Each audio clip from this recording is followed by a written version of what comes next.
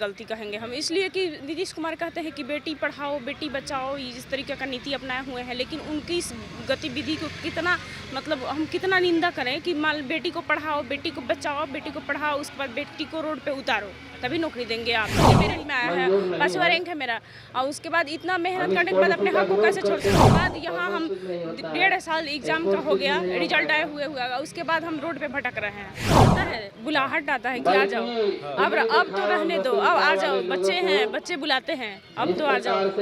India top देख रहे हैं आप और मेरा नाम शशांक पांडे है। पहले यहाँ देखिए, यहाँ एक पोस्टर लगाया गया है, पोस्टर पर लिखा गया है 7वां दिन, और ये 7वां दिन आंदोलन हो रहा है एसटीटी के मेरिटधारी अभ्यर्थियों का। ये देखिए, ये मेरिटधारी अभ्यर्थी आंदोलन पर बैठे हुए हैं और लगभग 7 दिन हो गया है।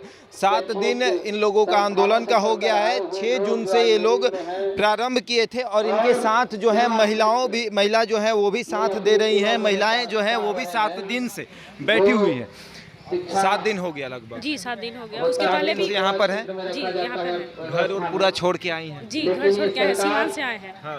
घर से फोन नहीं आता है कि क्या कर रहे हैं? आता है बुलाहट आता है कि आ जाओ, अब तो रहने दो, अब आ जाओ, बच्चे हैं बच्चे बुलाते हैं, अब तो आ जाओ। छोटे छोटे बच्चे बोलते हैं मम्मी आ जाइए, लेकिन हम नहीं जा सकते।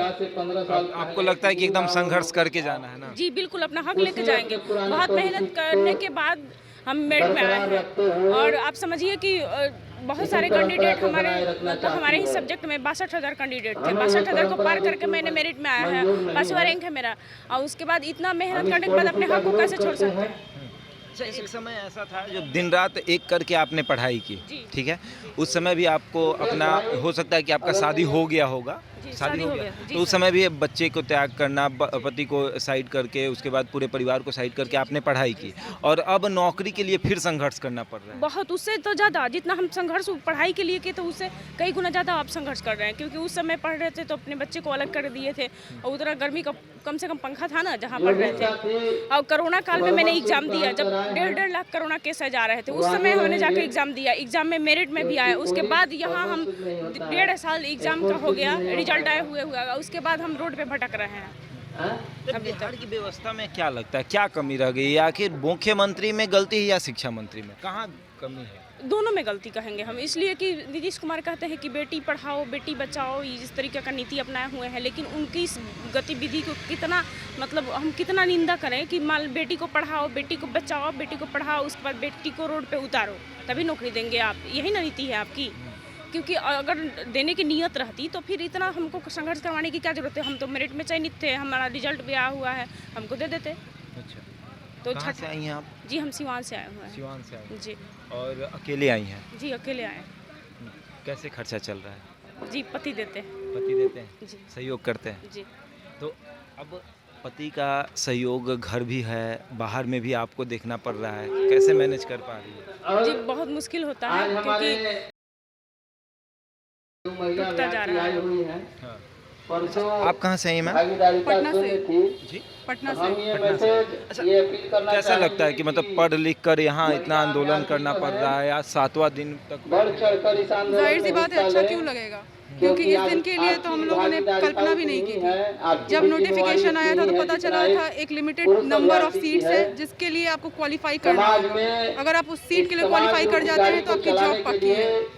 तो मेहनत तो हमने कहीं कोई कसर नहीं छोड़ी। जब मेहनत में कोई कसर नहीं छोड़ी और सब कुछ छोड़ के सारी चीज़ों के साथ सैक्रिफाइस करके मेहनत की, कोरोना के टाइम पीरियड में प्राइवेट जॉब को मेंटेन करना, घर को भी देखना, घर की रिस्पॉन्सिबिलिटी के साथ साथ अपनी पढ़ाई भी।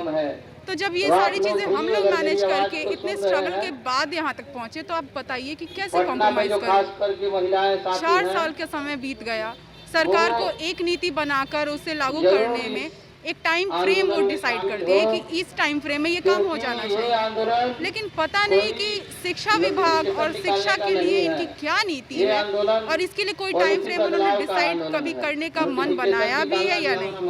आपने एक बड़े टीवी चैनल पर, नाम नहीं लेंगे उस टीवी चैनल का, वहाँ पर हमारे बिहार के शिक्षा मंत्री गए हुए थे कार्यक्रम में। उन्होंने बिहार की शिक्षा व्यवस्था को लेकर इतना बड़ा वादे, मतलब बड़े बड़े वादे किए और ये कहे कि हमने शिक्षा व्यवस्था व्यवस्था को लेकर बिहार में बड़े बदलाव किए हैं, बहुत बदला है बिहार शिक्षा को लेकर। क्या वाकई में ऐसा लगता है कि बिहार बदला है? देखिए, जैसा कि आपने कहा कि आप नाम नहीं लेंगे, बहुत बड़ा न्यूज़ चैनल है, मैंने भी देखा था, उस एक छोटी सी क्लिप मैंने भी देखी थी। एक बहुत बड़े मैनेजमेंट इंस्टीट्यूट की जो प्रोग्राम था वहाँ पे वो बोल रहे थे, तो उसको देख कर ही लग रहा था कि काफ़ी सूटेड बूटेड सोफिस्टिकेटेड लोगों के बीच में वो गए हैं, जहाँ उनको वैसा ही कुछ बोलना है जिससे कि सब लोग फील गुड करें।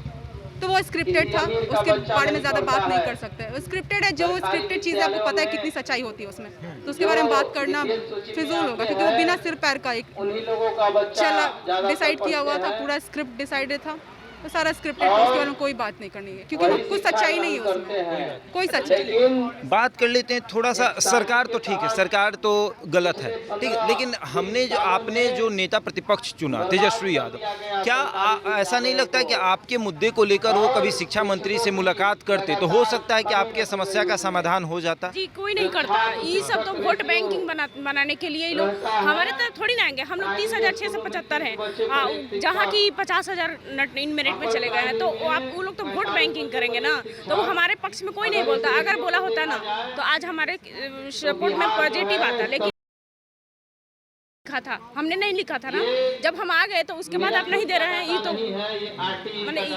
चलिए, आज 7वां दिन हो गया है और 7वें दिन एसटीटी के अभ्यर्थी आंदोलन कर रहे हैं, गर्दनीबाग के धरना स्थल पर बैठे हुए हैं। हर दिन एक नया कार्यक्रम करते हैं, कभी बूट पालिश करते हैं, तो कभी भिक्षाटन का कार्यक्रम करते हैं, तो कभी बिहार सरकार को घेरने का कार्यक्रम करते हैं। देखिए, ये अभ्यर्थियों हैं और अभ्यर्थी जो है लगातार हवन कर रहे हैं, अपना सर जो है मतलब जो बाल मुंडवाने का काम किया, सर मुंडवाया उसके बाद, और आज 7वां दिन हो गया, आज भी इनकी मांग को पूरा नहीं किया गया है और इनका भी कहना है कि जब तक हमारी मांग पूरी नहीं की जाएगी हम यहाँ से उठने वाले नहीं हैं। तो देखने वाली बात है कि कितना दिन तक यहाँ पर ये बैठते हैं और कब तक इनकी मांगों को पूरा कर दिया जाता है।